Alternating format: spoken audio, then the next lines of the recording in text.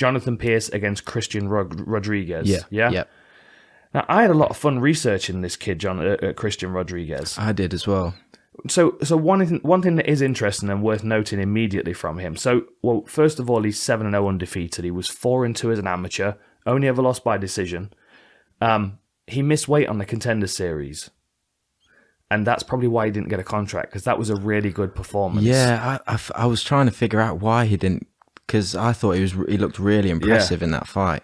Yeah, he was against Tracy Cortez's brother, wasn't it? Oh, was that? Oh, yeah, that's right, what okay. it was. And he was all over him. He looked really good. Yeah. Felder was on commentary, who's one of his old training partners, and was really talking him up and stuff. But so that was supposed to be at 135. That was supposed to be at bantamweight. He missed weight by a couple of pounds. It wasn't a lot. I mean, he wasn't over massively. But of course, that's going to work against him if you're trying to get a contract. So then he's had one more fight since. His next fight was a catch weight against a guy at 150 pounds. And now he's coming back at 145. So this, as far as I understand, is his first fight at featherweight. His last fight was just a mad catch weight at 150. But then the guy's record was 19 wins and 36 losses. So Jeez. it was kind of a bit of a run out to... Was that Ryan McIntosh? Yes, it was. Yeah. You said that like you know him.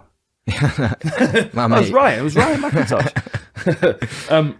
So yeah, it was. I mean, it's kind of an odd one, but maybe that was just a bit of a run out to like test him at a new weight class and see how he felt. Of course, he didn't cut the last 5 pounds either, so that might be a question for him. But you've got to think, if he was going down to bantamweight before, I would hope that this is a much better performance from him based on the fact that he's not cutting himself down to the weight class. And I was really impressed with him.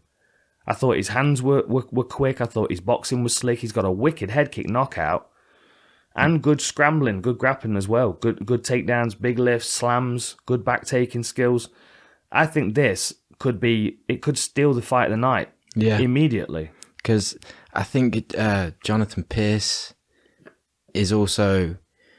He looked really good in his Contender Series, and he's got like a really, really like high pace, quite relentless almost, like all the way through that fight. He was kind of non-stop. And the only thing I noticed, that he does leave himself open a little bit sometimes, and he kind of rushes in. He got caught a couple of times by, was it in the Contender fight? But yeah, he got caught a couple of times like coming in, and I think Rodriguez's boxing is pretty sharp, and I think he might catch him on the way in. Yeah. I'm excited to see Rodriguez. Just the question around the weight class. We don't know what he's going to look like at this weight. I mean, as you can see on the stats, he's got a height disadvantage, but he's got the same reach. Now, he does move into range pretty quickly, and they're both good at back taking. So there could be some scrambles up against the fence. It could be quite a frenetic one, this.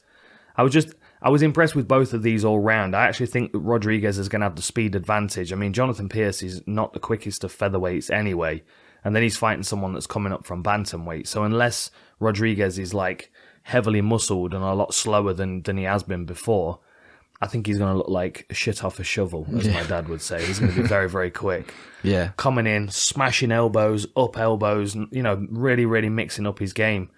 And Jonathan Pearce is going to be tough and give him everything he could handle. I mean, aside from that fight against Joe Lozon, where did you see the position his arm was twisted in that? Like, I don't know how his elbow wasn't dislocated. But I just think he's a very tough, durable individual that can take a shot and can keep coming. And he's got a bit more fight experience, but he fights he fights like he's got loads of fight experience. He's very kind of casual. Yeah. Have you seen that fight? It was one of his earlier fights where he kept punching the mouth guard out of his opponent. No, I'll have to send you the link for it, honestly. Yeah. It was, I think the guy was called something Baker. Anyway, he kept punching this guy in the face, and this guy's mouth guard kept coming out. He kept knocking him down and like starting to follow up on the floor, and the guy kept wrestling up back to a good position. The referee ended up deducting a point because his mouth guard kept coming out.